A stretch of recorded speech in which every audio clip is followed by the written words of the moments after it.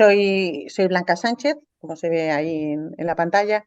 Soy médico adjunto de farmacología clínica, del servicio de farmacología clínica del Hospital Marqués de Valdecilla, y dentro del servicio me encargo de la coordinación de la unidad de ensayos clínicos del hospital.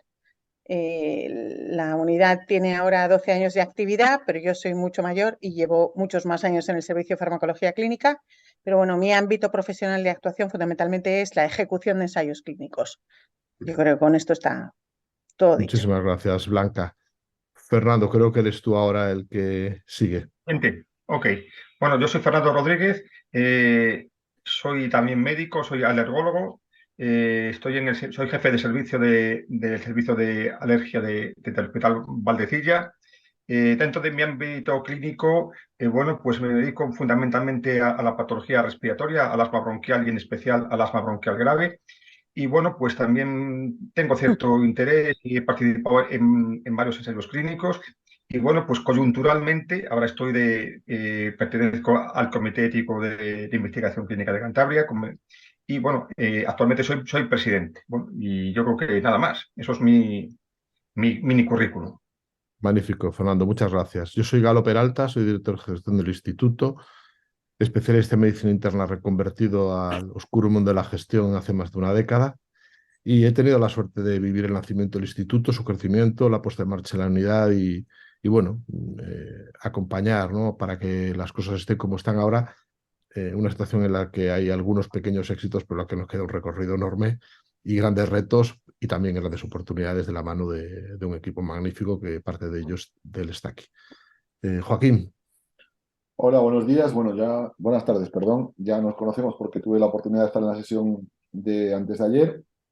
Soy Joaquín Callón, soy jefe de los servicios jurídicos de la Consejería de Sanidad y también coordino un grupo de Derecho Sanitario y Bioética en el ámbito del IDIABAL, en el ámbito de lo que sería la parte investigadora de la función profesional. Mi relación con los ensayos clínicos tiene más que ver con la parte macro que con la parte operativa, con la parte, digamos, de marco normativo que permita pues, el desenvolvimiento de los ensayos a través de nuevas formas de llevarlos a cabo, como pueda ser, como probablemente os ha hablado ya Galo, la monitorización en remoto o los aspectos también de modelo de contrato. Muchísimas gracias, Joaquín. Y Noelia. Pues para terminar, yo soy Noelia Vega. Mi relación con los ensayos clínicos pues, es prácticamente toda mi vida laboral. Soy médico especialista en farmacología clínica y bueno, pues estuve unos años con los ensayos clínicos en el equipo de oncología médica del Hospital de Valdecilla y desde 2018 como adjunto del servicio de farmacología clínica pues ejerzo mi trabajo en la unidad de ensayos clínicos junto con Blanca y también formo parte del Comité de Ética en Investigación con Medicamentos de Cantabria del que como vocal junto con Fernando Rodríguez y bueno pues espero que esta tarde sea una tarde interesante y cuando queráis pues Fenomenal. empezamos. Pues muchísimas gracias, ¿no? Bueno, uno se pregunta qué hace gente tan distinta en un foro de ensayos. Bueno, pues que realmente los ensayos necesitan de muchas visiones distintas y mucho expertise para poder desarrollarse, ¿no? El ámbito jurídico es esencial, el ámbito ético es estratégico, se necesita gente que esté en la operativa, en el soporte, unidades de ensayos y después se necesita gente que gestione, que esté en el backstage, bueno, pues un poco con toda la parte legal, ¿no? La parte legal, que insisto, de una parte de capa organizativa esencial, los ensayos clínicos, la parte jurídica es muy importante, y después en el diario, ¿no? Pues un poco quienes estamos aquí, ¿no?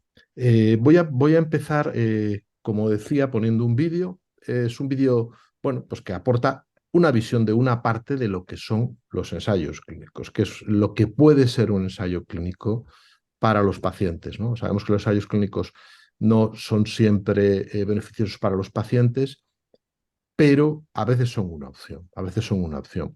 Y hay casos, como este que os vamos a contar, que describen, bueno, pues historias bonitas en situaciones como la que estamos viendo ahora tan revolucionarias, y estamos viendo una situación absolutamente revolucionaria en la terapia y también en los ensayos clínicos con las terapias avanzadas.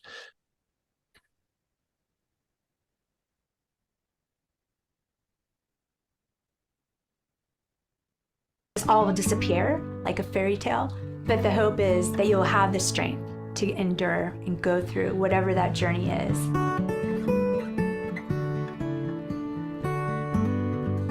I was diagnosed in August 2010 with acute lymphoblastic leukemia. The worry of relapse is always on your mind when you have cancer.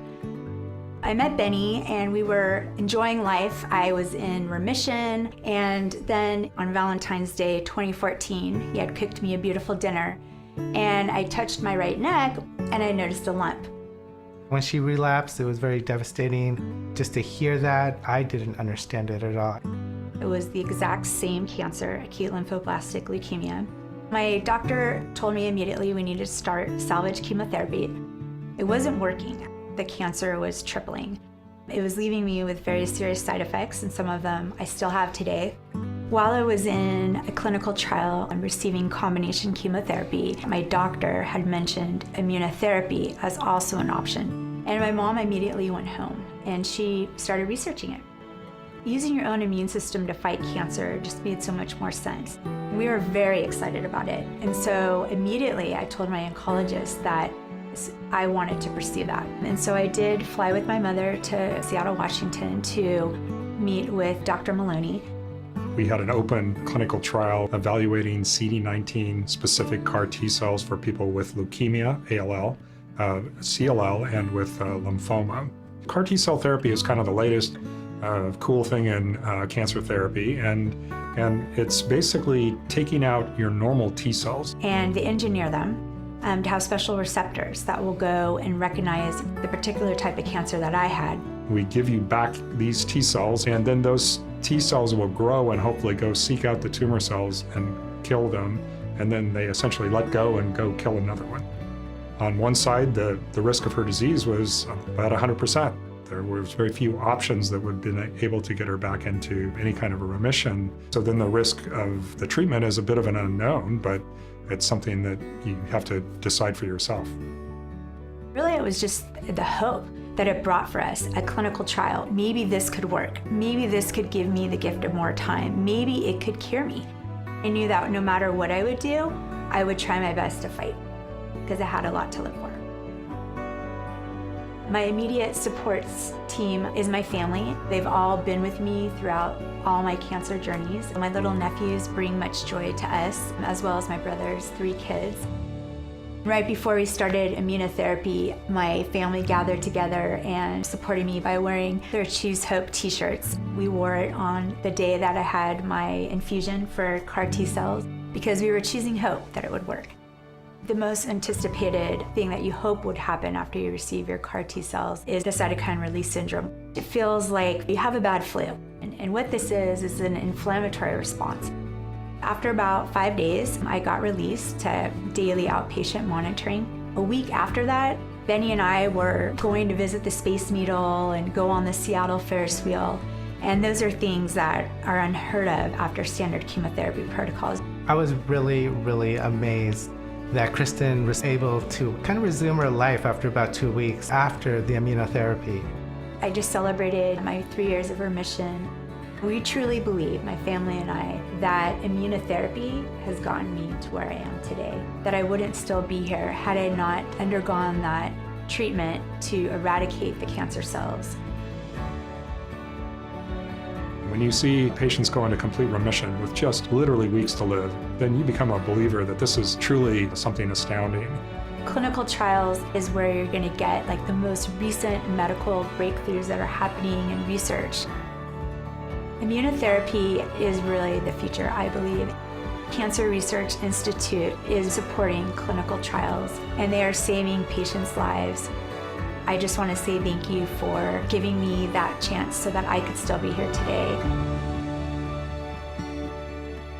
La verdad es que lo que había pensado inicialmente era pasar a preguntas, pero mientras estaba viendo el vídeo he pensado, no sé qué os parece, esto es un poco de improvisación, lo sé, que puede ser bueno tener una primera vuelta de discusión o debate o diálogo sobre el vídeo, sobre el propio vídeo, porque tiene aspectos muy interesantes relacionados con lo que es los ensayos clínicos, ¿no? La visión del paciente, aspectos éticos.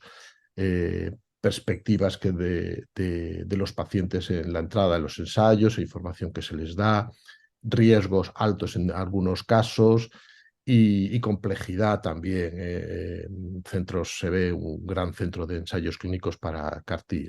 Yo creo que hay muchas piezas en el propio vídeo que dan para reflexión y quizá una primera vuelta sería interesante, ¿no? No sé qué os parece. Blanca, tú quizá quieres hacer alguna reflexión.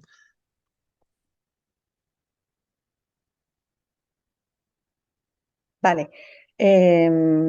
Me vuelve a tocar la primera, luego cambiamos el orden. A ver, no. Eres la que más sabes, eres la que más sabes. Eso va a ser, eso va a ser.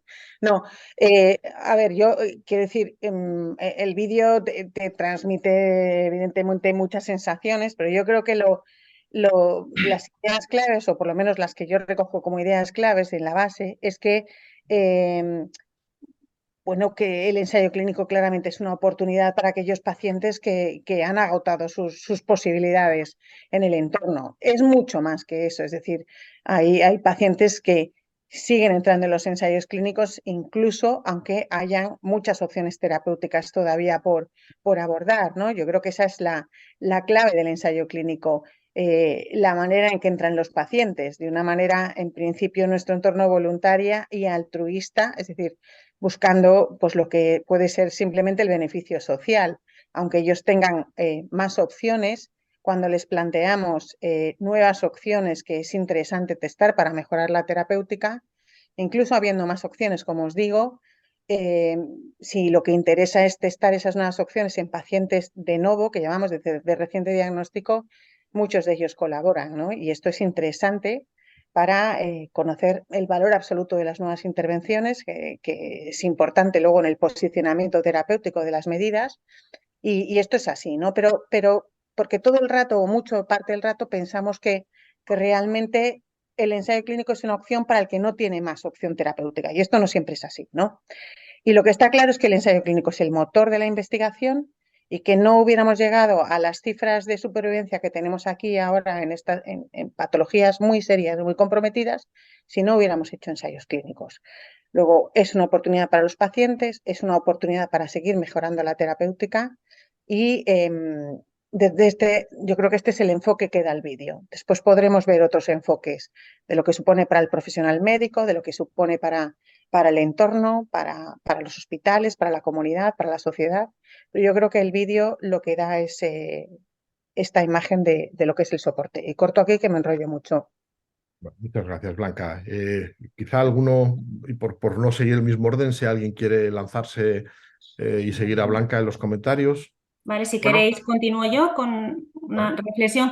La reflexión que he tenido mientras estaba viendo este vídeo es que me ha parecido fantástico ver la visión de un paciente, ¿no? Porque siempre en estos foros, en los cursos, en las charlas, pues siempre hablamos, aunque sea de distintas disciplinas, siempre hablamos profesionales sanitarios. Entonces, me parece estupendo plasmar también la visión de cómo lo vive un paciente, que no es para nada la idea del conejillo de Indias que se tenía hace años, que yo creo que ahora la investigación clínica también se ha acercado más a la población, ¿no? Al entorno no sanitario. Entonces, yo siempre digo, bueno, que los que trabajamos en ensayos clínicos queremos un conocimiento y queremos que avance la ciencia, pero sobre todo, por encima de todo, se hace asistencia, ¿no? Y ahí se dan oportunidades terapéuticas a los pacientes, que no siempre es la única, como decía Blanca, pero que al final, si el desarrollo completo de un fármaco contando la fase preclínica puede llevar 10 años, se tiene la oportunidad de recibir unos fármacos que estarán disponibles dentro de 10 años, pues mucho antes, ¿no?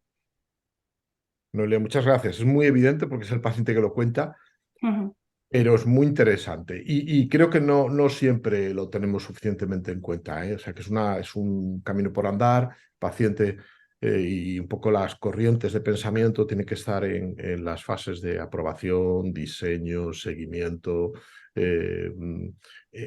interpretación de resultados, difusión. Entonces, bueno, pues hay que empezar a pensar más en el paciente en la parte de investigación y la parte de los ensayos. Gracias, Noelia.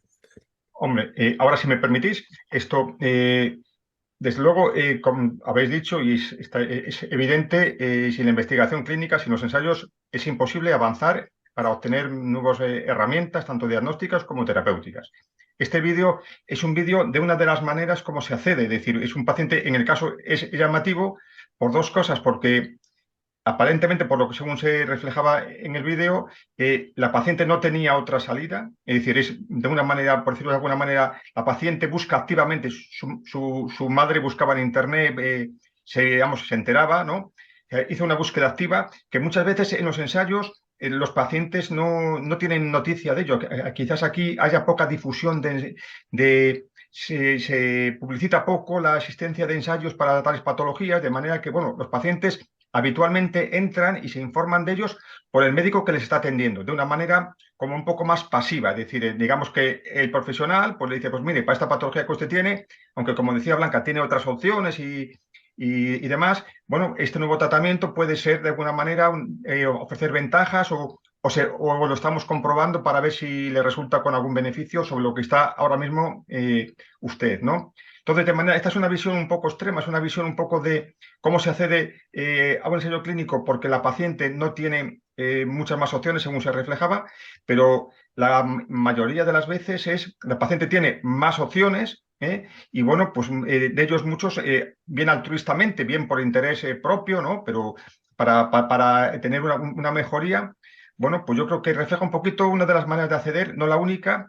Y quizás, bueno, es llamativo la búsqueda activa que tienen los pacientes, como comenté yo cuando la charla del martes, a veces lo que hacen es agarrarse a un clavo ardiendo, es decir, buscan salida donde casi no existe y buscan el resquicio de salud, como a Dios gracias ha tenido esta paciente. Muy interesante. Muchas gracias, Fernando.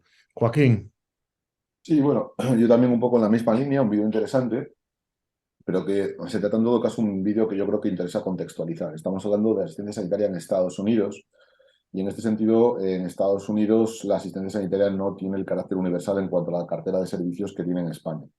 Por eso yo creo que el vídeo también entronca con un tema de carácter ético-legal, como es el tema de la libertad o la voluntariedad de someterte al ensayo clínico. Pero claro, en la medida en que el ensayo clínico no se haya una alternativa al tratamiento ordinario, sino que en muchos casos pueda llegar a ser, si es que fuera este el caso, una alternativa al no tratamiento, pues estaríamos aquí en un problema ético importante. Afortunadamente en España esto no sucede porque el ensayo se permite pues, para tratamientos incluso de carácter experimental, para agotar últimas posibilidades, pero llamémoslo así, este trasvase, o me atrevo incluso a decir este alegre trasvase de, oiga, no se preocupe que tiene aquí el ensayo como alternativa ordinaria a lo que es el tratamiento regular, desde la perspectiva ético-legal tiene como mínimo una dimensión que merece ser examinada y que consiste precisamente en que el consentimiento no es libre en el caso de que esta sea la única alternativa, como sucede en muchos casos en Estados Unidos, para poder llegar a un tratamiento simplemente porque no te lo puedas llegar a financiar, ¿no? Entonces, esa parte creo que en el contexto de lo que es el vídeo creo que sería importante también subrayar. Muchas gracias, Joaquín. Bueno, 4 visiones y habéis aportado 4 cosas diferentes. Yo estoy de acuerdo con todo, pero con ánimo de ser un poco y de alentar el debate, a mí el vídeo me encanta y voy a decir cosas que no es que las piense, pero creo que alguien las puede pensar. El vídeo es de un paciente que se cura tremendamente optimista y puede generar expectativas en muchos pacientes cuando van a ensayos. Los pacientes cuando van a ensayos, muchos se mueren cuando están en situaciones críticas y algunos pueden tener efectos adversos que contribuyan a su mala evolución. Es decir, el ensayo no es para nada nunca, y esto es algo que está en los principios de la información, una garantía de éxito. Y estas expectativas tienen que ser generadas. Porque si no, tendrían tener derecho a todos, de manera universal, todos los pacientes como una línea de terapéutica. Es verdad que cuando no existe otro tratamiento y existe un tratamiento experimental, ese tratamiento puede funcionar, como es el caso de los CAR T-cells. El segundo tema que refleja el vídeo, y Joaquín decía que en Estados Unidos es distinto, es una situación de inequidad. El ensayo clínico ni se puede hacer en todos los centros sanitarios, porque muchas veces exige recursos especiales, y tenemos una fortuna porque en nuestro entorno tenemos altísima capacidad, no solo en ensayos, sino en otras serie de recursos asistenciales y de investigación, sino también de que ese ensayo u otros estén desarrollándose en esos centros o países. Hay algunos ensayos que desarrollan en un solo centro en un país. Y los donde se realizan lo marca el promotor. Y eso quiere decir que muchos pacientes no tienen acceso a ello. Bueno, alguien puede decir eso, hay una situación de inequidad. A nosotros nos llegan de vez en cuando, a los clínicos también y a la unidad, peticiones para que poder participar pacientes de otros países en ensayos clínicos en Valdecilla. Porque saben que hay algún experto en mieloma, en tumores de aparato digestivo, en asma grave, en fibrosis pulmonar, y dicen, ¿tienen alguna opción terapéutica? ¿Existe un ensayo clínico en el que yo me pueda incluir? Y bueno, pues es muy difícil que viniendo de otros países, en un ensayo que está limitado, etcétera, etcétera, tengan acceso. Afortunadamente, Cantabria está estableciendo pasarelas, ¿no? Y esto es una cosa muy positiva con otras comunidades autónomas para que los pacientes puedan desarrollar aquí y participar en los ensayos, ¿no? Esto es bueno para todos, bueno para los pacientes, bueno para comunidades autónomas y bueno para Valdecilla, siempre que eso se haga en términos de acuerdos adecuados. El otro aspecto que refleja el vídeo y que lo deja pasar de puntillas son los riesgos. Los ensayos clínicos, no hemos hablado mucho, en el resto de los días probablemente hablemos de ello, tienen riesgos. Hay pacientes que se mueren dentro de ensayos clínicos. En fases 1 es excepcional, pero existen casos.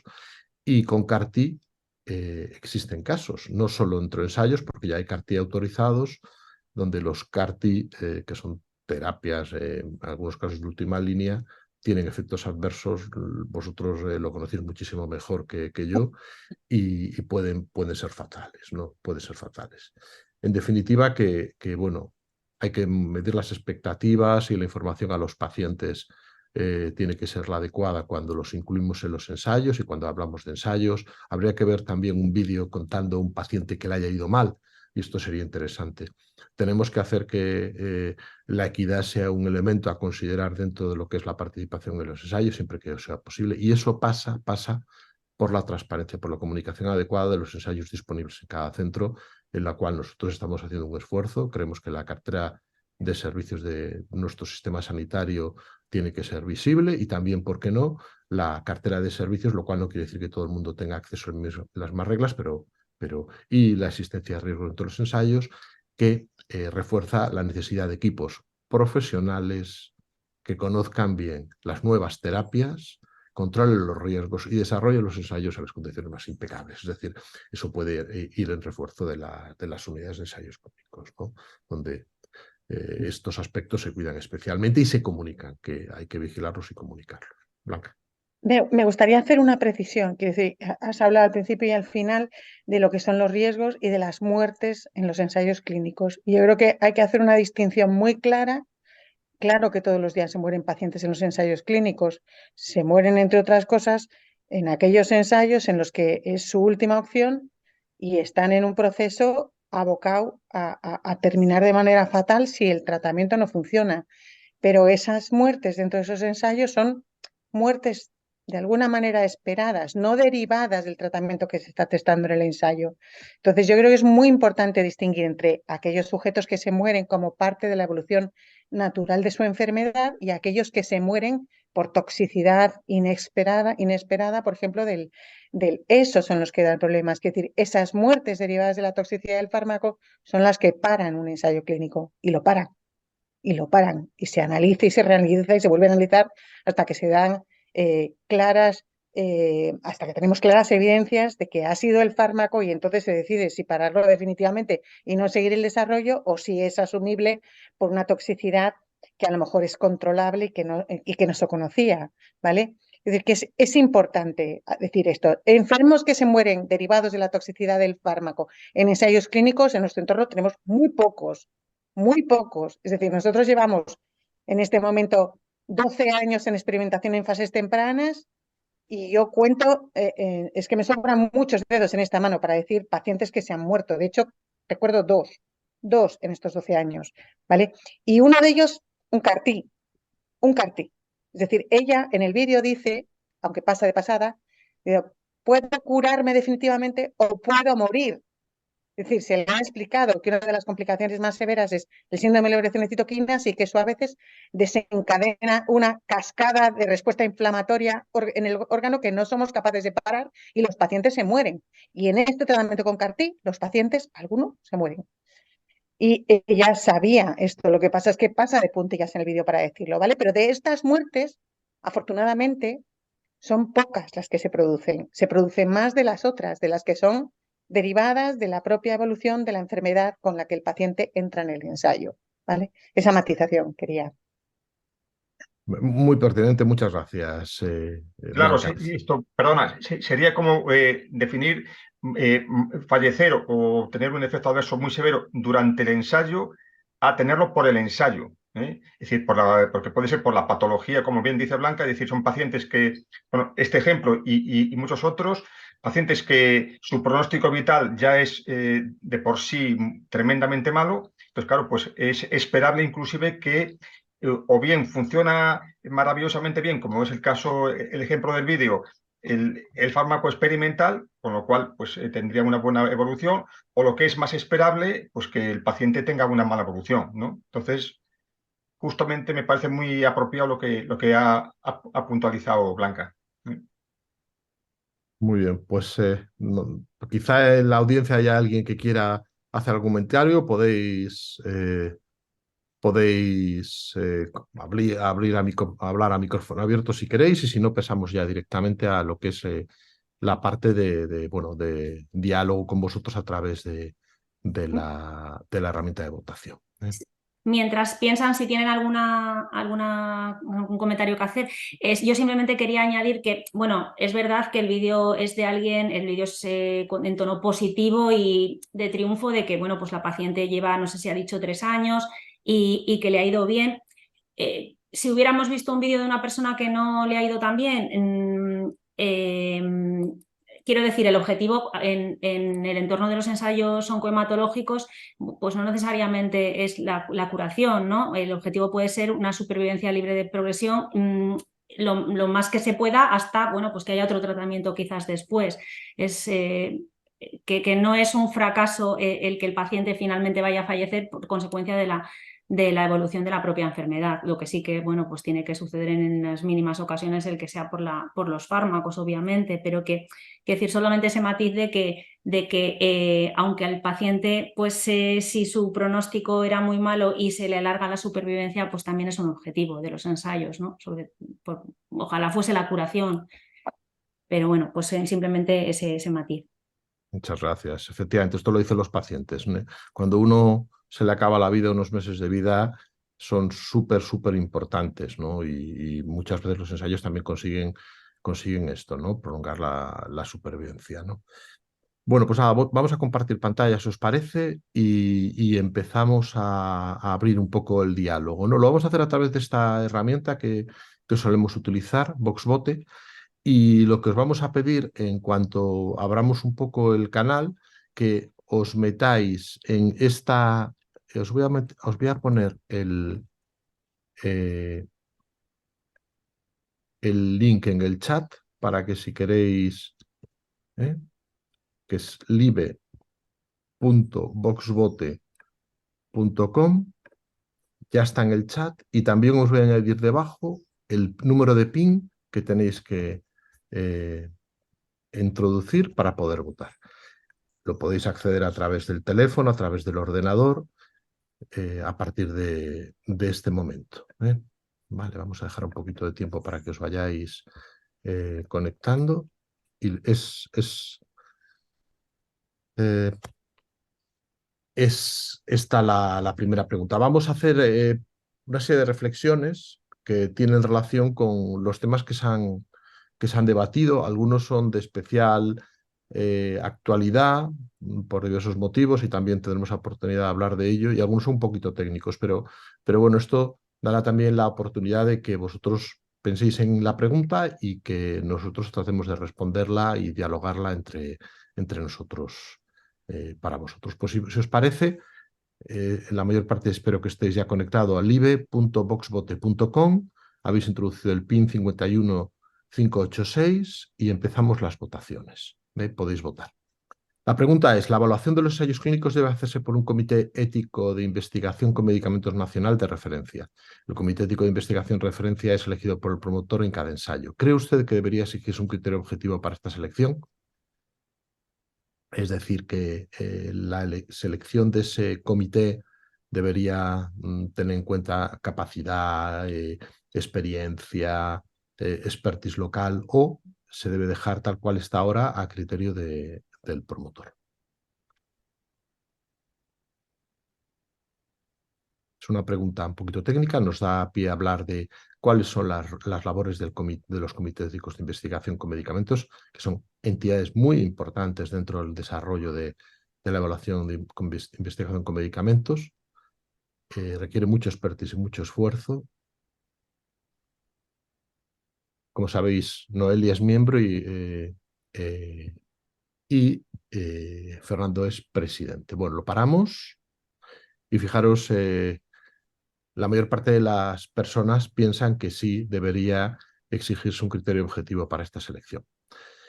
No hablamos de cuál, pero bueno, es una buena contestación para iniciar un diálogo al respecto, ¿no? Bueno, pues nada, si queréis hablamos de ellos. Es un momento especial con respecto a los comités, ¿no? Porque ahora mismo está entrando en marcha una parte pendiente del Real Decreto de Ensayos Clínicos de la Regulación Europea del año 2014, con la entrada del Sistema Armonizado Europeo de Información, el Clinical Trial Information System, que esperemos que por futuro nos dé grandes alegrías, pero que en el momento nos está dando muchísima tarea. Y bueno, empezad vosotros. No sé quién quiere empezar a hablar de ello.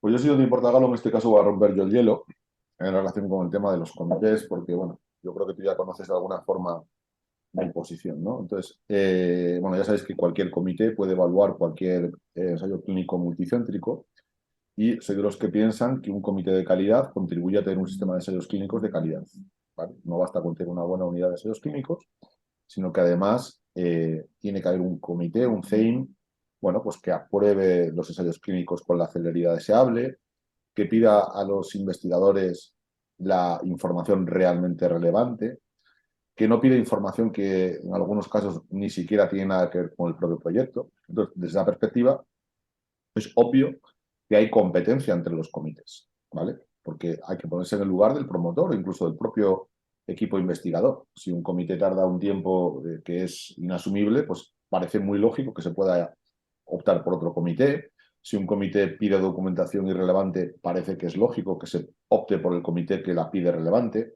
Si un comité, por lo contrario, es excesivamente laxo, también puede parecer lógico que te decantes por uno que realmente lleva a cabo sus funciones con carácter estricto, que no es tampoco sinónimo de hacer evaluación de la investigación clínica defensiva. Pido por pedir, no vaya a ser que se me haya pasado.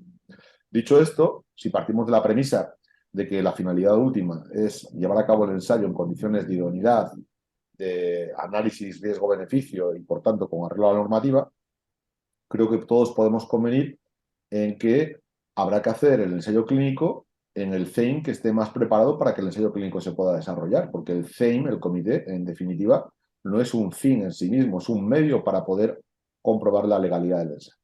Por tanto, creo que con el tiempo habrá un cierto darwinismo de los CEIMs, y me parece lógico que los CEIMs más lentos, más torpes, más negligentes, lógicamente desaparezcan como pasa en cualquier otra actividad humana. Dicho esto, os confieso que yo he votado que sí debiera haber un criterio objetivo, en el sentido de que todos conocemos la naturaleza y la flaqueza humana y podría ser que un sponsor, que un promotor, eligiera un determinado comité por razones que fueran ajenas estrictamente a la calidad de sus dictámenes en tiempo y en forma. Vamos a imaginar que lo hace pues, por yo qué sé, cuestiones políticas, porque hay una presión para que el ensayo clínico sea evaluado en un determinado CEIM y no en otro. Vamos a imaginar que lo hace por finalidad espuria, porque sabemos que hay comités más laxos que otros. Vamos a imaginar que la elección responde a otro tipo de criterios. Entonces, yo soy de la teoría de que los CEIM importan, el tiempo es un factor determinante de los ensayos clínicos en cuanto a la puesta en marcha de los mismos, de los ensayos y de los estudios clínicos en general, y por tanto sí que es lógico que tendrá que hacerlo aquel que esté en condiciones de hacerlo con mayor eficacia, calidad y prontitud. No tiene tampoco por eso necesariamente sentido que tenga que haber un CEIM. Fijaros que digo una frase un tanto controvertida a efectos de debate, un CEIM en cada comunidad autónoma. Podría no haberlo.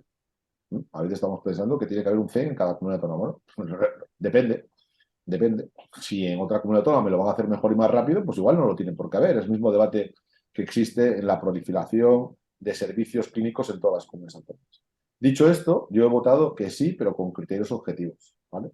Pues esta es mi posición. Yo creo que tiene que haber competencia en los CEIMs. No podemos condenar a los investigadores a un CEIM negligente y, por tanto, esa competencia tiene que venir acompañada de objetivización a la hora de que el promotor pueda elegir uno u otro dentro, lógicamente, de los elegibles, porque tiene que ser un CEIM del territorio donde el ensayo clínico se va a llevar a cabo. Esta es mi postura.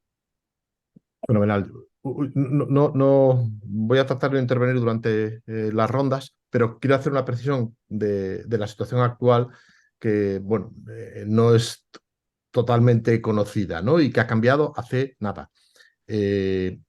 La evaluación de los CEIM por primera vez en la historia de verdad conlleva un pago de los promotores a la Agencia Española de Medicamento que se reparte desde la Agencia Española de Medicamento al comité de referencia.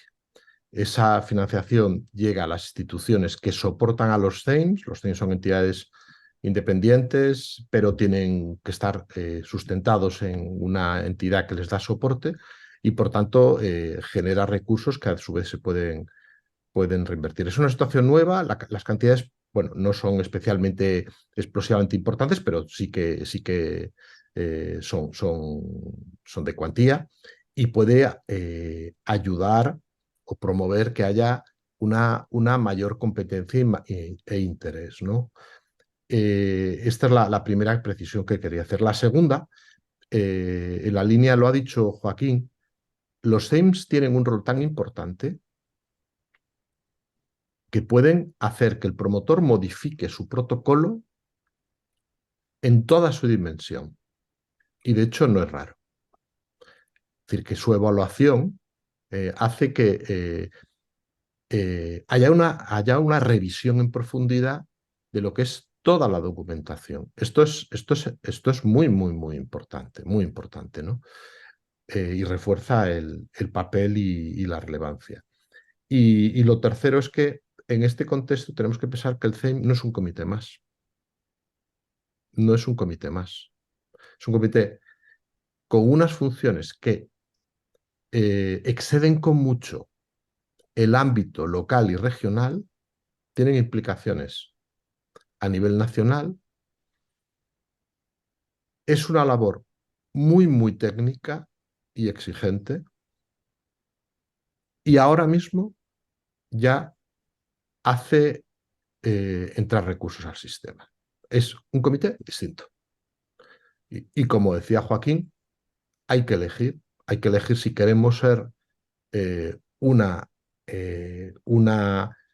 comité al nivel que se tiene que tener, porque si no estás, la selección es evidente que va a hacer que haya algunos comités que evalúen mucho y otros que vayan quedándose para aspectos locales. Y para eso hay que, bueno, pues tener a gente, reconocerla y dotarlo, ¿no? Esta es un poco la reflexión que quería hacer, que probablemente la tenía que haber hecho al principio, y discúlpame. Os dejo ¿Me permites, seguir Galo? el... Subo una pieza de información adicional a lo que acabas de decir, que creo que es interesante, en la línea de que en la Ley de Medidas Fiscales y Administrativas de este año, que previsiblemente se apruebe para el 1 de enero, por vez primera, se elimina la tasa que existía en la Ley de Presupuestos por los dictámenes emitidos por el Comité Ético de Investigación con los Medicamentos, el antiguo CEIC, el Comité Ético de Investigación Clínica, precisamente porque, como ha apuntado Galo, parece que la agencia se ha puesto las pilas y esta tasa única se va a desarrollar. También esto nos da que pensar, porque esto estaba previsto ya desde el Real Decreto 2015, iba a entrar en vigor en el 16 y en cobrar, porque uno podría no llamarle tanto la atención que alguien se demorara en pagar, pero no deja de resultar sorprendente que la agencia se haya demorado en cobrar la tasa única, con lo cual esto va a cambiar. Y una última apostilla, porque seguro que Fernando tendrá algo que decir, yo creo en los CEIMs profesionales. Es muy complicado, más allá de la calidad de sus miembros, que un CEIM amateur, y por amateur entiendo a alguien que lógicamente no es su desenvolvimiento principal, sino simplemente una función adicional a la que hace, pueda llevar a cabo ensayos clínicos profesionales. Esto me recuerda mucho al debate que hubo a los que sois futboleros en la liga de fútbol. El fútbol mueve muchísimo dinero, mueve muchísimos profesionales, y hasta hace no tanto tiempo, hace 10 años, los árbitros eran amateurs, aficionados que tenían su profesión y, bueno, pues los domingos pitaban un partido. Llegaron a la conclusión de que un sistema profesional tiene que tener profesionalizados a todos sus integrantes. Lamentablemente, el Real Decreto no habla de profesionalización en cuanto a la composición de los miembros del comité. Yo creo que tendrían que tener una mayor dedicación liberada en su trabajo, como señalaba Galo, pero sí que querría destacar, y perdonar que me haya extendido porque este es un tema que particularmente me hace sangrar, habla clarísimamente de la profesionalización de la Secretaría Técnica. Y aquí creo que tendríamos que hacer una reflexión en el sentido de si de verdad las secretarías técnicas de los CEIMs, respecto a la cual hay sin ningún tipo de duda el Real Decreto del 2015 habla de profesionalización, están en nuestro país a la altura de los requisitos que exige el correcto desenvolvimiento del comité. No es posible tener un sistema de ensayos clínicos si tenemos todo profesionalizado, la unidad, la agencia, y luego el CEIM lo consideramos, como decía Galo, pues un comité más como el que podemos estar en cualquier grupo de calidad, en el servicio de salud, o un comité, pues, de una oposición, por poner un ejemplo. Estamos hablando de cosa muy seria que mueve ingentes cantidades de dinero. Perdón por la digresión, pero quería comentar un poco la novedad legislativa que también se va a llevar. Joaquín, para nada, perdón, yo creo que ha sido súper pertinente tu observación, ¿no? Y creo que además es importante que las transmitamos, ¿no? Que transmitamos nuestra manera de pensar, porque entre todos vamos a construir el futuro de la investigación clínica. Así ha sido y así va a ser. O sea que entre todos tenemos que pensar que queremos ser de mayores, ¿no? Esto, si me permitís, bueno, no puedo estar más de acuerdo con Joaquín, sin que sirva de precedente, en este caso, pero bueno, en este caso vamos a entrar bien. Es decir, me parece, estoy totalmente de acuerdo con lo que acaba de decir. Nada, no te va a salir ninguna úlcera, Fernando. No, me he tomado omeprazol. No, me parece correcto y además me parece muy bien. Sí, estoy totalmente de acuerdo en que es importantísimo profesionalizar los comités. Yo conozco, yo os puedo comentar la experiencia, puedo comentar, y estoy totalmente de acuerdo además en que deben de elegirse los comités éticos de referencia en función de unos criterios objetivos. Yo que he estado y que estoy con alguna frecuencia del otro lado, es decir, como investigador, bueno, pues cuando hago las factibilidades para un ensayo clínico determinado, dentro de las preguntas que me hacen los promotores, ¿no? Para tal patología, aparte de preguntarte si tienes tales enfermos, tales características de pacientes, etcétera, una de las cosas que te preguntan a la hora de, porque también te tantean para si puede tu comité ético local ser comité ético de referencia, lo que se acaba de comentar, que sean ágiles, es decir, ¿cuánto tiempo se tarda en elegir, digamos, en dar una respuesta, dar una aprobación? Y también me preguntan si hay, si me ponen pegas, si me hacen aclaraciones, si me piden documentación en exceso. Bien, nunca me han preguntado si cuenta ese comité con especialistas o con gente muy entendida en el tema en cuestión. Es decir, yo estoy totalmente de acuerdo que debe ser profesionalizado y unos criterios objetivos entre los cuales creo que deberían contar para un ensayo determinado, yo qué sé, pues de una leucemia, por ejemplo. Bueno, pues si hay especialistas en oncología, en hematología, etcétera, dentro de su comité, o si por lo menos podemos contar con expertos para asesorarnos, ¿no? Eso creo que debe de ser así. Y desde luego, nosotros cuando elegimos gente y cuando entra a formar parte del comité, bueno, aparte de las entrevistas en función de su currículum, de sus motivaciones, de cómo es la persona para entrar a formar parte de nuestro comité, una de las cosas es, se le pregunta si tiene disponibilidad, si en su servicio se le permite, se le da tiempo libre, se le da opción a poder participar en otras actividades, en nuestro comité en concreto. Todos te dicen que sí y de hecho tienen que firmar un papel en el cual su jefe de servicio, su responsable correspondiente, la autoriza a participar y le deja libre un tiempo, concretamente se le da el tiempo cuando nos reunimos, etcétera, para participar. Todos lo firman, todo parece, y luego tienen cantidad de problemas. Cantidad de problemas porque tiene uno quirófano, otro tiene no sé qué, otro tiene no sé cuánto. Quiere decir que es justo un poquito lo que se está comentando, es decir, deben ser profesionalizados y darles tiempo, de alguna manera. Bien, liberación de actividad, pero liberación real, de manera que si se profesionalizan, pues yo creo que eso es importante, es decir, tiempo reconocido, me imagino que sabéis que no está remunerado la participación en absoluto, pues por lo menos darle tiempo para que liberarle de la asistencia, para que pueda participar activamente y se pueda participar tranquilamente. Creo que en otros comités hay profesionales que están más o menos liberados de su actividad asistencial. Desde luego, en el nuestro no contamos con ello, y toda la labor, como bien sabrán mis compañeros, no lea entre ellos, pues nos la llevamos para casa, es decir, hacemos nuestra labor asistencial o nuestra labor investigadora o nuestra labor habitual, nuestro trabajo normal, y luego por la tarde es cuando nos dedicamos a examinar la documentación y nos reunimos el viernes los que podemos. Así es un poco como funciona. Pero claro, si no nos dan más medios, no nos dan más opciones, pues es lo que hay. Estoy totalmente de acuerdo con que se debe de profesionalizar y también creo que se debe de apoyar y decir, me parece correcto, me parece totalmente correcto. Muy bien, pues gracias. Las estadísticas son muy tozudas, ¿no? Y en este momento la evaluación de los test de referencia están absolutamente polarizados. Claro. Tú lo sabes bien, Fernando, Noelia probablemente también, ¿no? La mayor parte de las evaluaciones las hacen poquitos TAME y a veces entra en el partido TAMEs que fuera de lo esperable, no están necesariamente en los principales hospitales porque, bueno, pues hay algunas estructuras que han puesto esfuerzo, recursos y expertise y lo están haciendo bien. O sea, que tenemos que pensar que el CEIM, que siempre ha sido una estructura voluntarista, tiene que ser una estructura profesionalizada. Siempre no. Es decir, que hemos tenido temporadas donde ha habido personas expertas que han estado... bueno, tuve la suerte de estar en el CEIM en una fase donde había pues el secretario del CEIM, el secretario técnico era una persona liberada, una persona de gran conocimiento, Felipe Layama, ¿no? Bueno, pues, y gracias a esa situación, pues levantamos una situación de ausencia de CEIM y parálisis, ¿no? O sea que esto pasó en el año 2004 y bueno, fue un periodo bueno, ¿no?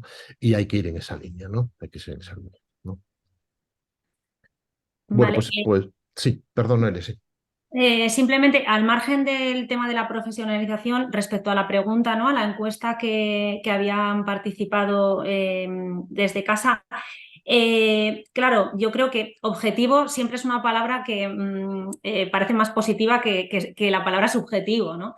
El problema aquí es cuáles serían esos criterios objetivos que aplicar para seleccionar esos themes. Entonces, pues ahí se abre también otro melón. Sí, me gustaría al hilo de lo que dice Noelia. Es decir, estamos hablando de criterios objetivos que tiene que establecer quién, porque en este momento, como ha dicho Joaquín, el que elige el comité de referencia es el propio promotor, que es una cosa que yo cuestiono. ¿Por qué tiene que ser el promotor el que elige el CEC de referencia y no ser asignado por la Agencia Española del Medicamento? Quiero decir que a mí me entran dudas, y también es al hilo de lo que ha dicho Joaquín. Es decir, lo que quiere el promotor, y me puedo equivocar y habrá honrosas excepciones, pero lo que quiere es agilidad en la evaluación. Él presenta un protocolo que cree que es impecable y que ha sido elaborado además por profesionales que saben perfectamente lo que quieren testar, lo que quieren evaluar y que conocen la patología y que se han asesorado de expertos. Eso no significa que sean infalibles y por tanto tiene que haber un comité y tiene que estar la agencia reevaluando el protocolo, sin ninguna duda. Pero es que partimos de la premisa de que el que elige el comité de referencia es la parte implicada, la parte más implicada en el desarrollo de la situación, ¿no? Y luego rompo una lanza también por la cuestión de los comités, si tienen que existir solo unos cuantos profesionalizados y no. Entonces, le estamos dando mucha importancia y estoy totalmente de acuerdo a la parte de elaboración del protocolo y de que eso sea ética, metodológica y legalmente correcto, ¿vale? Para su posterior aplicación. Pero es que una vez que esto se ha aprobado y entra en funcionamiento, están las cuestiones locales y el comité tiene que ser el máximo garante de la seguridad del participante y de velar porque se esté después ejecutando de manera correcta. Y eso se tiene que hacer a nivel local. No se puede hacer desde La Rioja un seguimiento del ensayo que se está ejecutando en Vallecilla. Esto yo lo vería muy difícil. Yo he sido secretaria del CEIN, del CEIC hasta el 2010, el 2011. Antes y después de la aplicación de la Ley de Investigación Biomédica, antes y después de la entrada en vigor del Reglamento Europeo. Y os digo que había muchas cosas que hacíamos y que en este momento no sé si se están haciendo, pero que creo fundamentales, que es el seguimiento de los ensayos durante su ejecución. Y eso es una labor del CEIN, del más cercano al centro donde se está desarrollando. Es mi idea, ¿eh? Perdonad. Ya. Bueno, en términos constructivos que son, es verdad que tener profesionales que conocen muy bien la materia de ensayos y son buenos garantes del diseño, desarrollo y seguimiento de la investigación es importante, ¿no? La próxima mesa redonda hablaremos del caso Ellen Roche, la John Hopkins, y bueno, pues es un caso de lo que no debe pasar, ¿no? Yo rompería una lanza, de todas formas, a favor de los promotores. Es decir, que es verdad que muchas veces lo que buscan es la agilidad, pero yo recuerdo durante mi etapa en el CEIN, esos 4 años, que no era raro que al revisar los protocolos se detectaran errores. Es decir, un protocolo aprobado, que se detectaran contradicciones, que se detectaran cuestiones mejorables. Tened en cuenta que el promotor, con el ensayo clínico, en su desarrollo, se puede jugar cientos de millones de euros, decenas de millones de euros. Entonces, lo que más le interesa es que el ensayo vaya bien. Y un diseño es la primera parte, ¿no? Este principio metodológico y ético, si el diseño está mal hecho, todo lo que venga después, no solo metodológicamente es erróneo, sino que es no ético, ¿no? Porque vas a someter a los pacientes a una situación experimental que puede no servir en su ejecución para tener unos resultados válidos. Entonces, el diseño es la base de todo, ¿no? Y la metodología. Entonces, los promotores también buscan filtros que les permitan ir detectando dónde los ensayos pueden ir. Y de hecho, por eso quieren centros donde tengan grandes estructuras de investigación que garanticen su desarrollo. No quieren centros que metan muchos pacientes y que eso esté mal. Eso les horroriza. Porque eso lo único que les provoca es problemas. Y quiero recordar que no son pocos los ensayos que durante su desarrollo se paran o que cuando se acaban sus datos no son válidos porque en el diseño hubo errores. Esto lo vemos con cierta frecuencia. Entonces, el promotor quiere no solo agilidad, sino también quiere un filtro más de calidad, ¿no? Y bueno, es decir, con esto también pongo en valor el enorme trabajo y la responsabilidad que tenemos desde los CEIN, ¿no? Y que creo que es una oportunidad también, muchísimo trabajo, pero también una oportunidad. Esto para contextualizar la labor.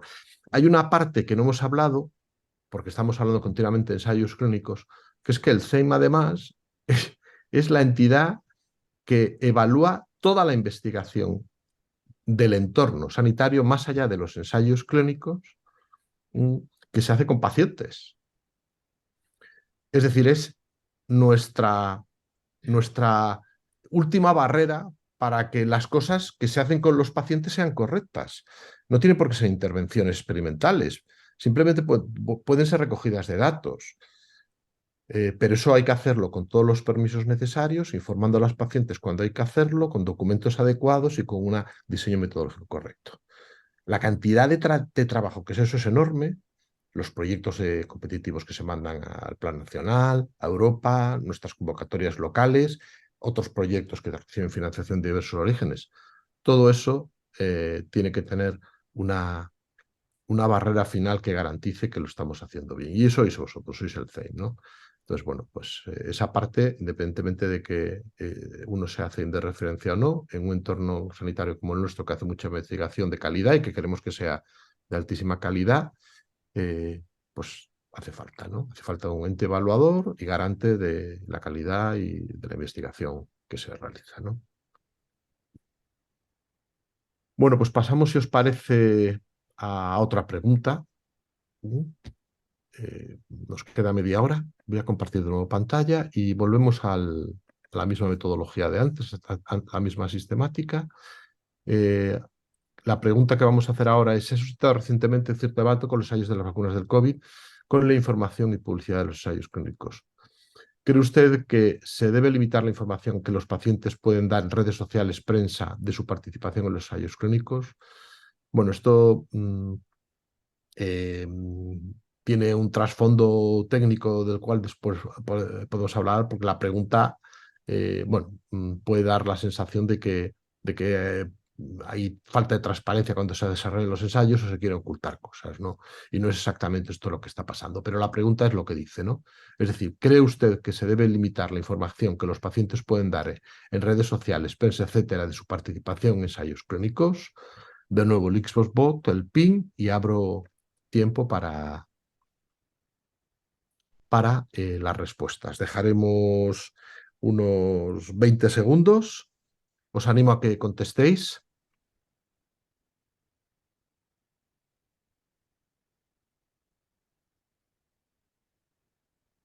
Esta pregunta tiene mucho que ver con la transparencia, ¿no? Y también con los pacientes, ¿no? Bueno, pues nada, cerramos el tiempo. Bueno, esta pregunta da para sí, ¿no? Es decir, ¿se debe limitar de 21 votos, 23% sí, no un 38%? Y depende, ¿no? Depende.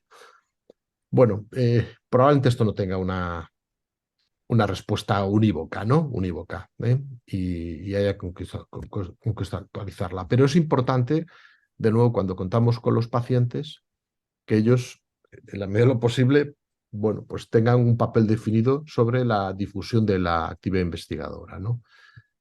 ¿Qué pensáis de todo esto?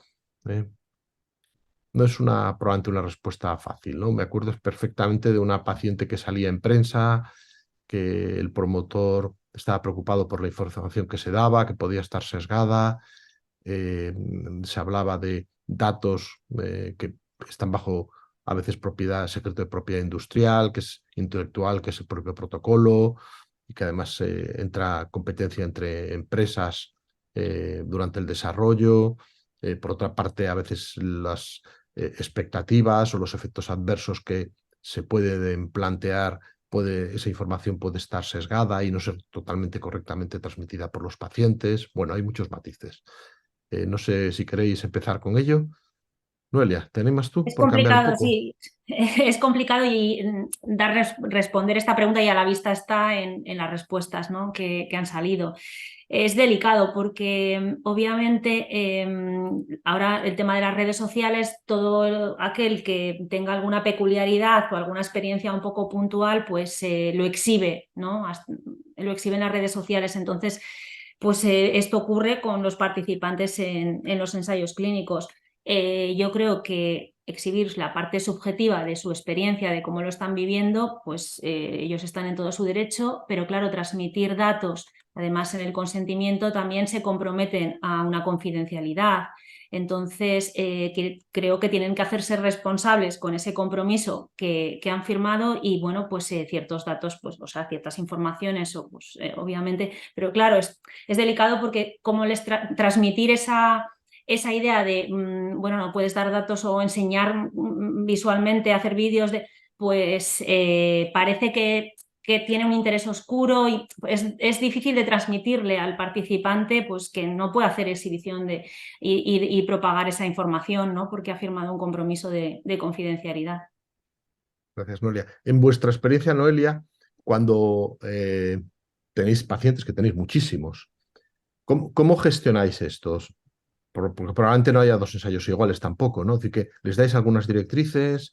Es que el perfil de pacientes que tenemos, la verdad es que esta problemática tampoco nos la hemos encontrado, ¿no? Yo creo que con el tema sí, con el tema de la vacuna de COVID sí, porque bueno, pues los voluntarios se sentían un poco héroes, ¿no? Y la prensa sí los hizo sentir y les esperaban en la puerta y entonces ahí sí que, bueno, pues es tentador hacer exhibición o dejarte querer por toda la gente que te dice, ay, qué valiente, no, realmente fue muy sencillo porque salvo en algún caso puntual.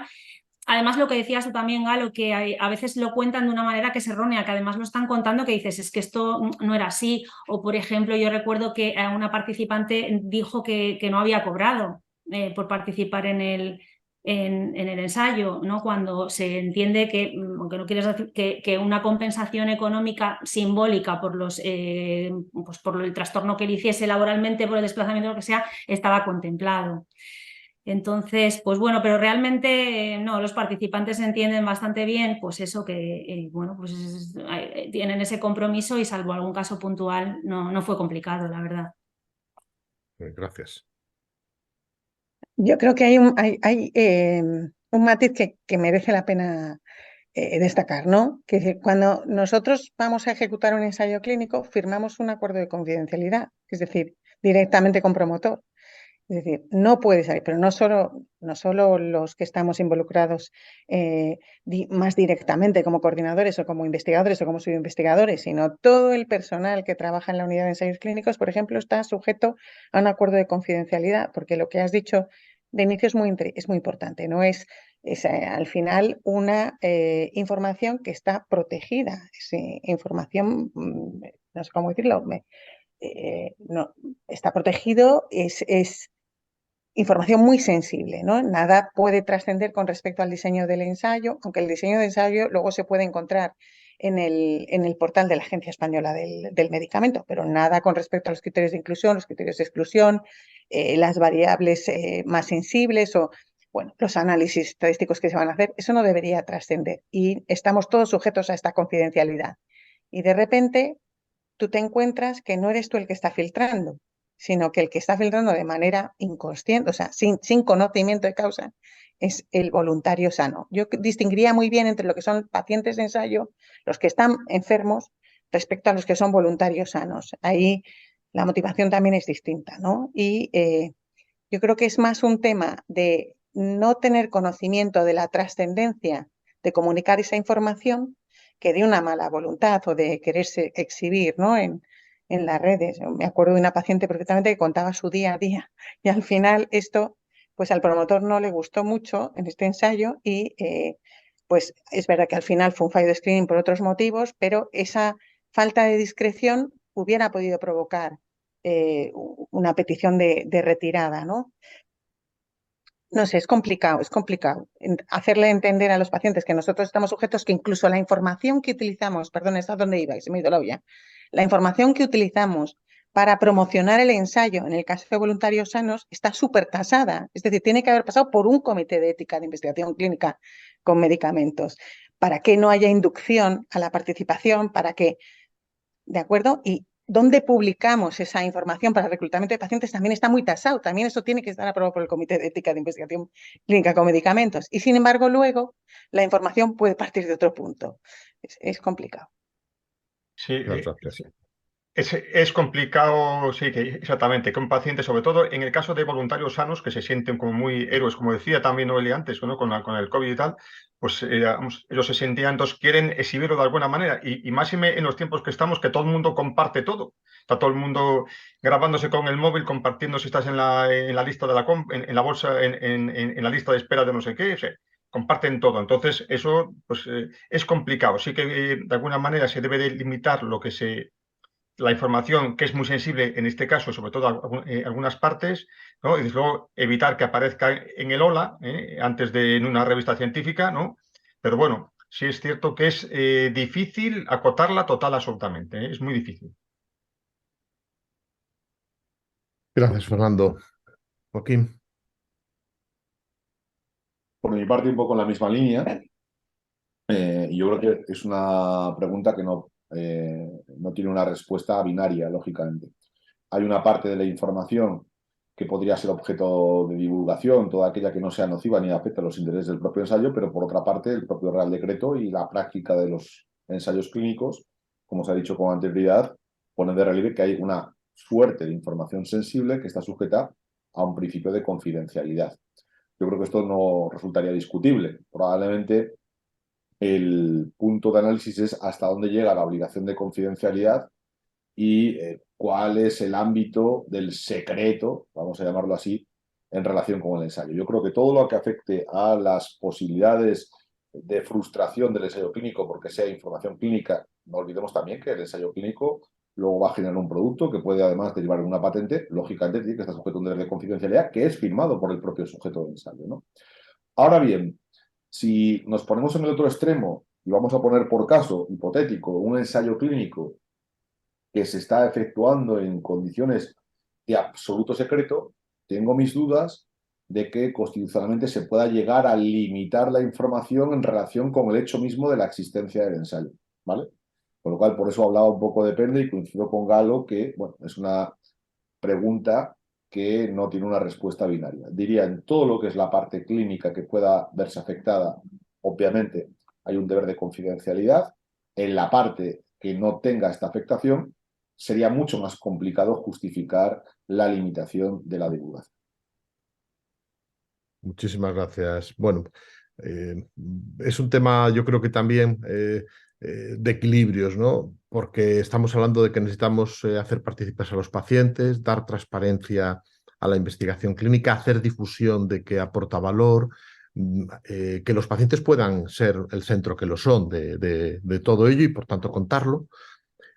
Pero por otra parte, tenemos que hacer que los promotores mantengan esa información tan sensible que es de la que son propietarios en su poder, ¿no? Y ese equilibrio, quizá, y lo habéis dicho varios, ¿no? Al principio, podríamos, y quizá aquí necesitaremos reglas, abrir la parte más subjetiva, la experiencial del paciente, contando lo que siente, que está en un ensayo, cómo le va, y dejando la parte más objetiva de datos, de información, de grabaciones, de documentación blindada, ¿no? Serían los dos aspectos, ¿no? El paciente tiene derecho a su persona, tiene derecho a contar lo que le pasa, lo que siente, aunque sea dentro de un ensayo, pero no tiene derecho a contar lo que no es tan suyo, que es del promotor, que se refiere a toda la información del ensayo, ¿no?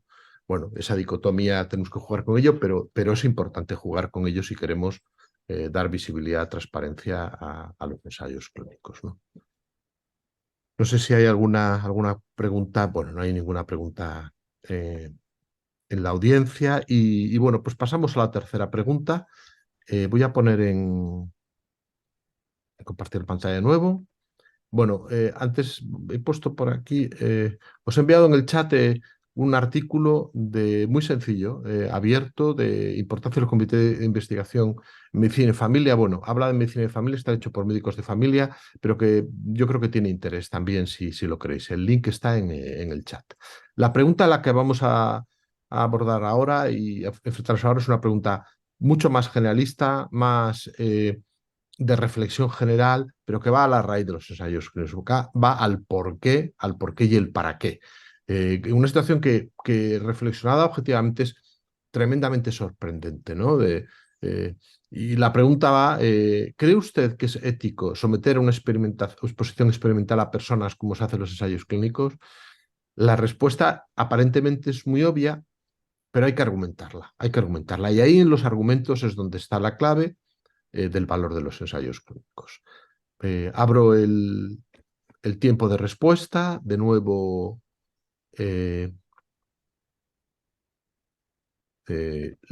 Leapbox Vote, así está en el aire. Una pregunta, Galo, en relación con la propia pregunta. Cuando Sí, te refieres a someter a exposición experimental, ¿la palabra exposición tiene alguna connotación? bueno, en realidad tú lo que estás haciendo cuando haces un ensayo clínico estás haciendo una exposición experimental, es un experimento en toda regla, ¿no? O sea, valdría también, En, si es ético, someter a experimentación, ¿no? efectivamente, es lo mismo, sí.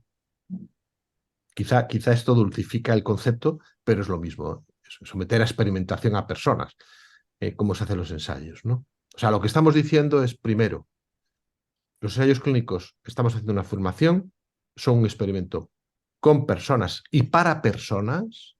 Hacemos una afirmación con la propia pregunta. Y lo segundo es la pregunta de verdad. ¿Es ético esto? Y la contestación, sí, no, depende. Está abierto. Hemos dado unos segundos.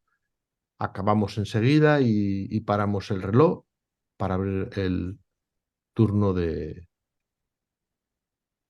Bueno, sí, no, depende. Bueno, pues sí, 54%, no, 3,2% y depende 41%. Bueno, pues nada, abrimos nuestro turno de diálogo, pues a por ello. A mí sí que me sorprende la respuesta de la audiencia, ¿no? Porque yo creo que aquí es muy claro el depende.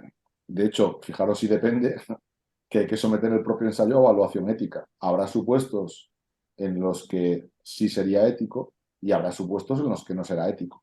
Yo creo, vamos, que precisamente desde el momento en que hay que someter el propio ensayo a evaluación ética, claro que depende.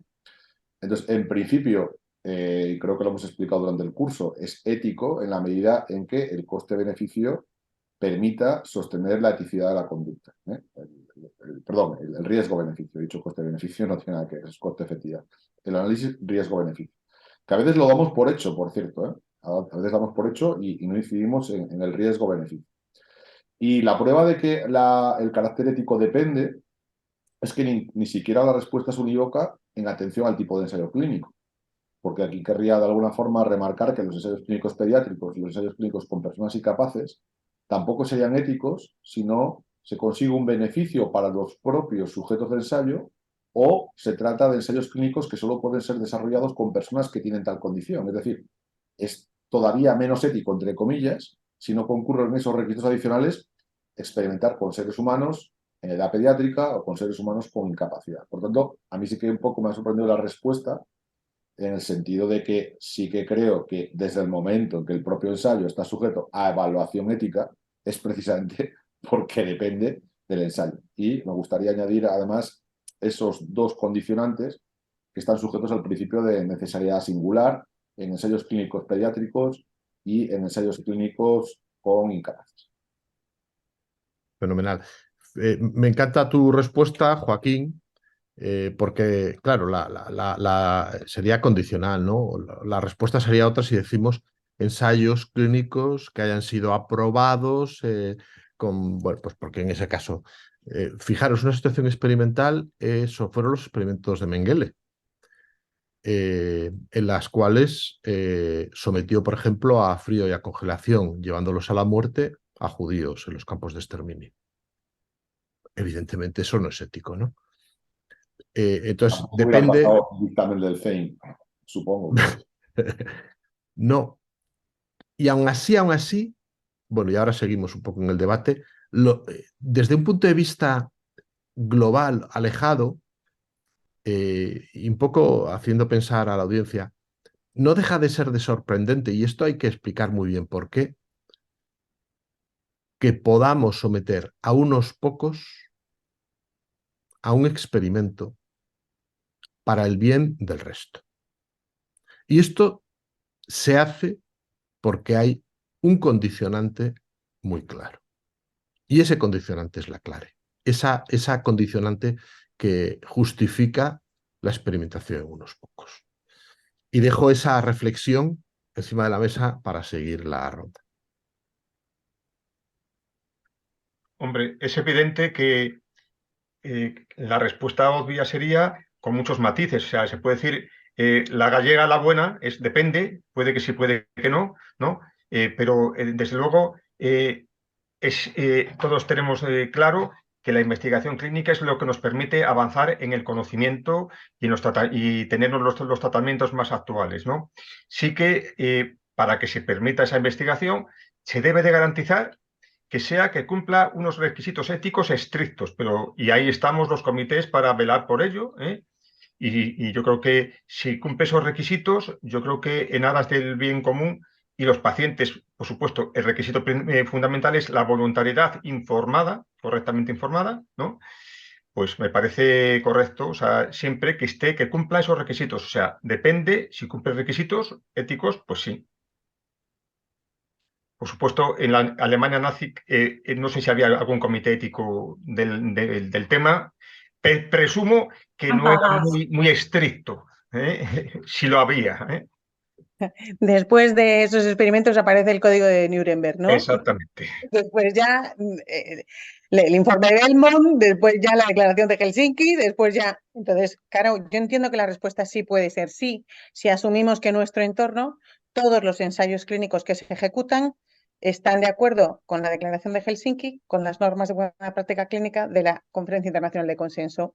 Entonces, para mí no hay duda. Voy un paso más allá, ¿me entendéis? O sea, entiendo los condicionantes. Blanca, si dices sí, Dime. siempre que, eso es decir... Claro, no, digo sí, porque para mí todos los ensayos clínicos que se ejecutan en España ya han pasado esos requisitos. O sea, entiendo lo que tú dices, ¿eh? Estoy haciendo de abogado del diablo. Digo que sí, porque para mí no hay ensayo clínico que se ejecute en España que no cumpla los requisitos necesarios para que un paciente se someta a él o para un voluntario. Sí. Yo creo que el matiz ahí es la lectura que cada uno hemos hecho de la pregunta, ¿no? Yo cuando la he leído, bueno, lo primero, también la he dulcificado, en lugar de donde pone someter, había entendido, pues es ético ofrecer a los pacientes la posibilidad de participar en un ensayo clínico, bueno, como estuviera redactada. Y yo la he leído, la he interpretado como cumpliendo todos los requisitos éticos y las normas de buena práctica clínica, que es en el entorno en el que la entiendes, ¿no? Y entonces, bajo esa lectura de la pregunta, claro, mi respuesta también es sí, ¿no? Con todos esos supuestos por detrás. También entiendo que la respuesta de mucha gente pues depende, claro.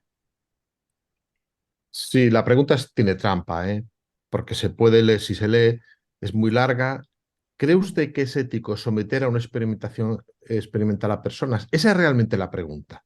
Claro, Galo, es que no preguntas Esa es la pregunta. un ensayo clínico. Lo que No. si es ética la experimentación. Efectivamente. Y añades cómo se hacen los ensayos clínicos. Claro. ¿De acuerdo?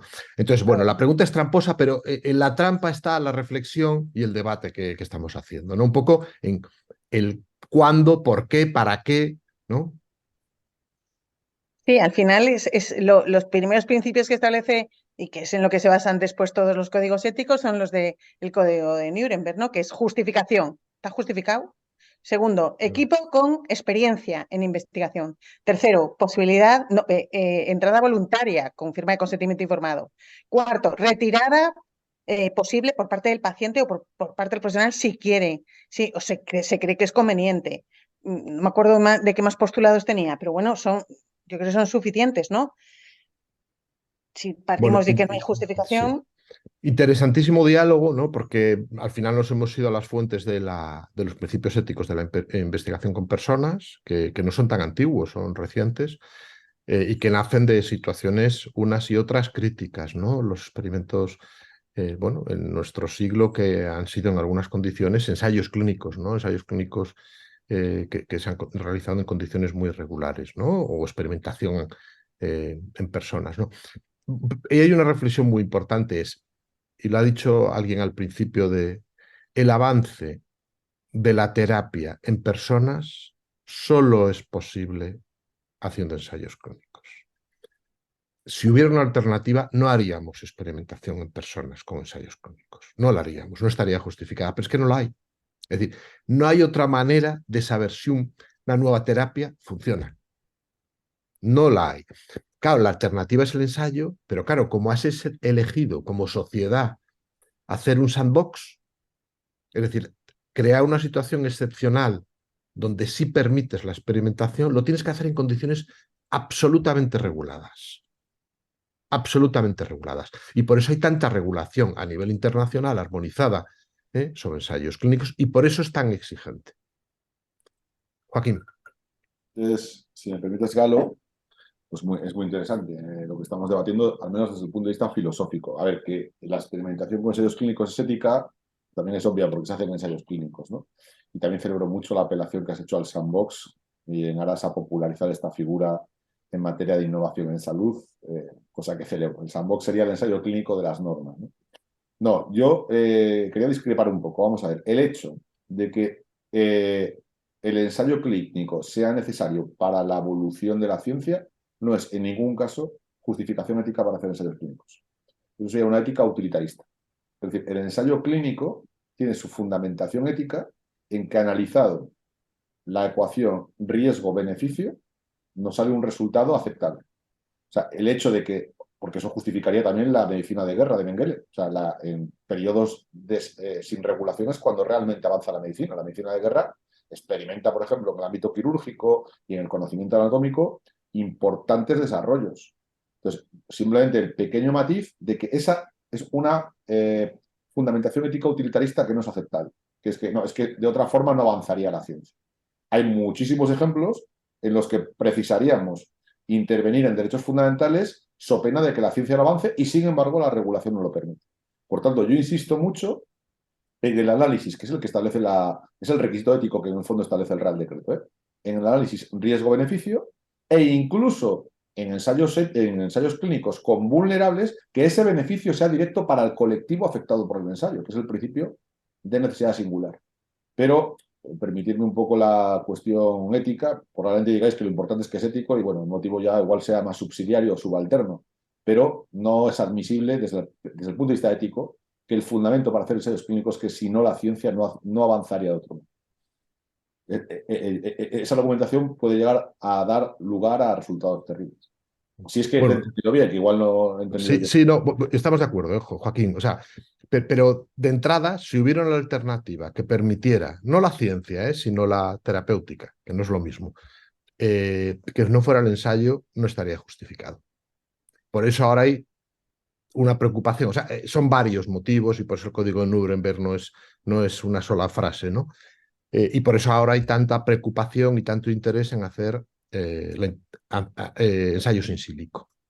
Claro, quiero decir, por ejemplo, en un análisis riesgo-beneficio, vamos a imaginar que el beneficio es alto, pero el riesgo en el otro platillo de la balanza de la ponderación es infinitamente más alto. Beneficio siempre va a haber, evidentemente, porque aunque solo sea para descartar, siempre hay un beneficio clínico. El tema es hasta qué punto ese beneficio es aceptable desde la perspectiva del riesgo.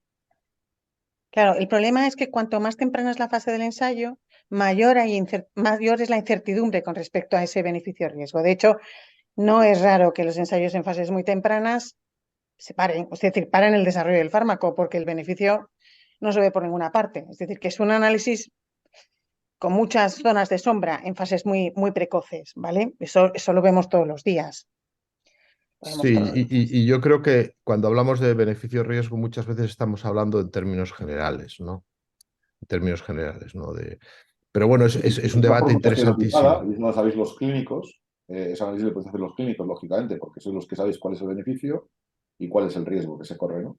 Pero yo insisto que ese análisis es realmente el fundamento de que los ensayos clínicos se puedan llegar a... Porque el fin no justifica los medios y no todo lo que científica o clínica o terapéuticamente es conveniente, jurídicamente y legalmente es aceptable. De acuerdo, Joaquín, y con una condición anterior, que es que no haya otra alternativa para... Claro, si hay una alternativa de tratamiento ordinario, no estaría nunca justificada la experimentación. De tratamiento ordinario o de conocimiento para... Claro, totalmente de acuerdo. De hecho, era un poco lo que apuntaba yo en el vídeo, ¿no? O sea, la definición del ensayo clínico que permite perimetrar más el concepto en relación con el estudio es, de alguna forma, apartarse de la práctica clínica habitual, ya sea en el diagnóstico, ya sea en la terapéutica. Entonces, por eso hay veces que se ha puesto en tela de juicio los ensayos clínicos en Estados Unidos, porque existe una práctica clínica habitual que podría reconducir al sujeto de ensayo que acude a la experimentación como una alternativa a la ausencia de financiación del tratamiento regular. Seguro, totalmente de acuerdo. Totalmente de acuerdo. De hecho, nosotros decimos que en nuestro medio la participación es voluntaria y altruista, y en Estados Unidos el adjetivo de altruismo se queda absolutamente capado desde el punto de vista de que si no tiene acceso a la sanidad, ni siquiera, incluso aunque vaya a caer con altísima probabilidad en el plazo placebo, pero va a tener un seguimiento clínico directo que no tendría porque si no tiene opción de seguro de salud, ¿no? Privado. Eso está claro. Muy bien, bueno, son las 5:30. Esto se ha pasado como un suspiro. Yo creo que nos hemos quedado con un montón de preguntas y cuestiones por hacer de las que tenemos ahí. Yo espero que la audiencia haya disfrutado de este rato como hemos disfrutado nosotros, que yo creo que hemos disfrutado y reflexionado juntos. Y bueno, señalar que necesitamos pensar mucho los ensayos y en equipo, ¿no? Que es un poco el mensaje que os transmitimos todos desde aquí. Y que los ensayos son algo que aporta mucho valor para nuestro entorno. Si queréis acabar con alguna reflexión, Joaquín. No, yo simplemente agradeceros a todos, un placer de verdad formar parte de un debate interdisciplinar en el que se puedan poner de relieve distintas visiones. Creo que esto es de alguna forma lo que se busca en la propia mesa redonda. Y dejar clara una cosa también, que quizá pueda de alguna manera socavarse. Yo particularmente creo en los ensayos clínicos, creo que los ensayos clínicos son el camino para hacer mejor ciencia, pero que no debemos olvidar, como decía Galo y como decía también Blanca, que están sujetos a un determinado entorno normativo, legal, ético, que asegure de alguna forma que su realización se hace en las condiciones que en este caso el legislador quiere. Pero no olvidemos nunca que, como con esto acabo y lo he aprendido de Galo y de Blanca, en los sitios donde se hace investigación se hace asistencia sanitaria de mayor calidad. Luego, mi mensaje final creo que tiene que ser un mensaje pro clinical trials, un mensaje pro ensayos clínicos, pero bueno, aquí un poco digamos que mi función es que miremos también un poco por retrovisor pues cuáles son los condicionantes que nos llevan y que nos permiten practicar. Muchísimas gracias, Joaquín, porque, bueno, desde tu visión de jurídico ahí estás siempre ayudando para que esto vaya para adelante. Blanca, ¿alguna reflexión final? No, yo estoy totalmente de acuerdo. Los cursos que del debate, de alguna manera, pone de manifiesto aquellos puntos que te pueden hacer daño en el zapato y te hacen no pensar que eres el ombligo del mundo, sino que, bueno, pues hay gente que ve las cosas de manera diferente, porque si no, este medio te imbuye y te atrapa, ¿no? Efectivamente, yo soy pro clinical trials total, no creo que nadie lo dude, pero tiene sus luces y sus sombras. Esto está aquí, está claro. Muchas gracias. Gracias. Fernando. Sí, me uno a los comentarios de mis predecesores. Para mí es básico la investigación clínica. Está claro que donde se haga una investigación clínica potente se hace una mejor asistencia convencional potente. Entonces, bueno, yo creo que son complementarias. Sí se corre a veces algún riesgo de desviar la asistencia normal en aras de la investigación. Pero bueno, me parece que ambas son complementarias y que ambas se potencian mutuamente para un buen funcionamiento de la salud de los pacientes. Noelia. Pues yo obviamente también estoy de acuerdo con vosotros. Ha sido pues muy interesante. Cada uno piensa desde su cabeza con su cerebro y parece que tiene las cosas muy claras y es súper enriquecedor, ¿no? Escuchar los puntos de vista pues, de otras personas que tienen pues, áreas de conocimiento diferentes y aportan ideas distintas. Se me ha pasado volando. Yo era principiante en estos debates y la verdad es que lo he disfrutado mucho. Espero que también los oyentes. Bueno, los oyentes se están despidiéndose, dándonos las gracias, diciendo que ha sido muy, muy instructivo. Yo también daros las gracias y como colofón, permitidme resumir todo lo que habéis dicho, pues quizá en una frase.